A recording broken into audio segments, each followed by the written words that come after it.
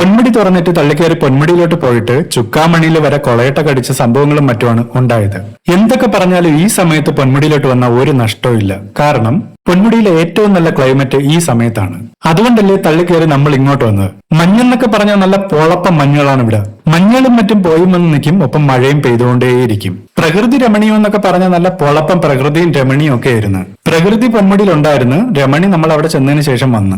മഞ്ഞ് വന്നു കഴിഞ്ഞാൽ പിന്നെ അടുത്തിരിക്കുന്ന പൈലുകളെ പോലും തിരിച്ചറിയാൻ പറ്റാത്തത്ര മഞ്ഞ്. വന്നിറങ്ങുന്ന KSRTC പോലും ഒരു സൂചികളും മറ്റും കുത്താനുള്ള ഇടം പോലും ഇല്ലാത്ത രീതിയിലാണ് ആളുകളെയും തള്ളിക്കയറ്റി വന്നുകൊണ്ടിരിക്കുന്നത്. മഞ്ഞുകൾ മാത്രമല്ല, നല്ല പൊളപ്പം മഴകളും മറ്റുമുണ്ട്. ഇത് രണ്ടും മാറി മാറി വന്നുകൊണ്ടേയിരിക്കും. എപ്പോ പൊന്മുടി പോയാലും അവിടെ ഒരു വാച്ച് ടവർ ഉണ്ട്. അവിടെ കയറാനൊന്നും പറ്റൂലെങ്കിലും എപ്പോഴും തള്ളിക്കൊണ്ട് അങ്ങോട്ട് പോകുന്നത് നമ്മുടെ ഒരു ശീലമാണ്. കുറച്ച് മുകളിലോട്ട് കയറി ചെന്നപ്പോ അവിടെ രണ്ടു മൂന്ന് അമ്മച്ചിമാരിയ്ക്കുന്നു. എന്തൊരമ്മച്ചി സുഖങ്ങളും മറ്റും തന്നെയെന്ന് ചോദിച്ചപ്പോ നീ ഒന്ന് ഒഴിഞ്ഞാ തിരിഞ്ഞാ പോടാൻ നമ്മളെടുത്ത്. എന്തൊക്കെ പറഞ്ഞാലും മഞ്ഞും മഴയത്തും കിടന്ന് അടിച്ചു പൊളിക്കണമെങ്കിൽ ഈ സമയത്ത് തന്നെ പൊന്മുടിയിലോട്ട് തള്ളിക്കയറി വരണം. പൊന്മുടിയിലോട്ട് എപ്പോ ചെന്നാലും നമ്മൾ ആദ്യം കാണുന്നത് ഈ ഒരു വെള്ളച്ചാട്ടമാണ്. ഇങ്ങോട്ട് വരുന്നതിൽ കൂടുതൽ പേര് ഇവിടെ ഇറങ്ങാറില്ല. പക്ഷെ നമ്മൾ ഇവിടെ ഇറങ്ങി പട്ടിഷോ കാണിച്ചിട്ടേ പോവാറുള്ളൂ. കാരണം കഴപ്പ്.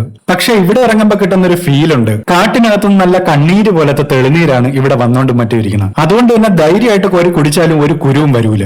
വേണമെങ്കിൽ ആ തണുത്ത വെള്ളത്തിൽ നമുക്ക് അവിടെ നിന്ന് അറുമാതിച്ച് കുളിക്കാനും പറ്റും. എന്നും പറഞ്ഞ് ചാടി ഇറങ്ങി കുളിച്ചാൽ ഫോറസ്റ്റുകാർ വന്ന് എടുത്തോണ്ട് പോകും. പിന്നെ ഒരു ദാക്ഷിണ്യം കാണൂല. ഫൈനെങ്കിൽ ഫൈന്, കാലുപിടിയെങ്കിൽ കാലുപിടി. പൊന്മുടി വരണ എല്ലാവരും ഏറ്റവും കൂടുതൽ കാണുന്നത് കുരങ്ങന്മാരെയാണ്.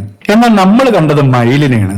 മയിൽ എന്നൊക്കെ പറഞ്ഞ നല്ല പൊളപ്പം മയിലുകൾ റോഡ് സൈഡിൽ കൂടെ തേരാ പാരാ നടക്കണം. റോഡ് സൈഡിൽ വണ്ടി നിർത്തി മയിലിന്റെ വീഡിയോ എടുത്തിട്ട് പോലും മയിലിന് ഒരു കുലുക്കോ ഇല്ല.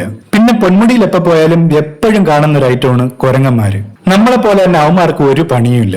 വഴിയെ പോണ നമ്മൾ എന്തെങ്കിലും കൊടുത്താ അവന്മാര് മേടിച്ച് തിന്നും. കുരങ്ങനെയും കണ്ടുകൊണ്ട് വണ്ടിയിലുണ്ടായിരുന്ന ഒരു മാങ്ങയുടെ പീസും എടുത്തുകൊണ്ട് കുരങ്ങന്റെ അടുത്തോട്ട് ചെന്നപ്പം നോക്കിക്കൊണ്ടിരുന്ന കമ്പനിക്കാർ പറഞ്ഞ് ഒരു ഫ്രെയിമിൽ 2 കുരങ്ങെന്ന്. ഞാൻ ഒരു കുരങ്ങനെ കണ്ടോളൂ, രണ്ടാമത്തെ കുരങ്ങ് ഏതാണെന്ന് എനിക്കൊരു പിടിയില്ല. നമ്മുടെ കയ്യിലുള്ള വണ്ടികളും മറ്റും ചെറുതാണെങ്കിലും നമ്മൾ അഴിഞ്ഞാട്ടം ഫുള്ള് ഇതിലാണ്.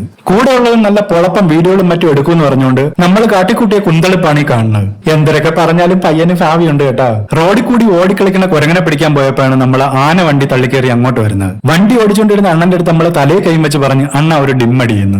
അണ്ണൻ ഡിമ്മടിച്ചില്ലെന്ന് മാത്രമല്ല, അണ്ണന്റെ മുഖത്ത് നോക്കിയാൽ തന്നെ അറിയാം നിന്റെയൊക്കെ താളത്തിന് ഡിമ്മടിക്കാനാണ് ആ സർക്കാർ വണ്ടികളും മറ്റേ റോഡിൽ കൂടെ പോണേന്ന് അണ്ണൻ. നമ്മളെ പയ്യന്മാര് പെടുക്കാൻ മുട്ടിയപ്പോ റോഡ് സൈഡിൽ നിന്ന് ഇറങ്ങി. പിന്നെ നടന്ന ഒരു ദുരന്തമായിരുന്നു. എല്ലാവർക്കും അറിയാമായിരിക്കും, കാട്ടിലൊരു ഭീകരനുണ്ട്. വേറെ ആരുമല്ല, നമ്മുടെ കൊളയട്ട. പെടുക്കാൻ പോയ നമ്മളെ പയ്യന്മാരെ ചുക്കാമണി പോലും അവന്മാര് വെറുതെ വിട്ടില്ല. ഇങ്ങനെ ഒരു സംഭവം ഒട്ടും പ്രതീക്ഷിക്കാതെയാണ് നമ്മൾ തള്ളിക്കയറി പൊന്മുടിക്ക് പോയത്. അതുകൊണ്ട് തന്നെ ഇതിനെ പ്രതിരോധിക്കാനുള്ള ഒരു സംവിധാനവും നമ്മളെ കയ്യില്ലായിരുന്നു. പിന്നെ കൈ കിട്ടുകയാണെങ്കിൽ ലൈറ്റർ കണ്ടപ്പോഴേ കാര്യം പിടിയിട്ട് കാണുമല്ലോ. പിന്നെ ലൈറ്റർ എങ്കിൽ ലൈറ്റർ എന്നും പറഞ്ഞ് അതും വെച്ച് നമ്മൾ കൊളയട്ടവളെ കൊന്നു തള്ളി.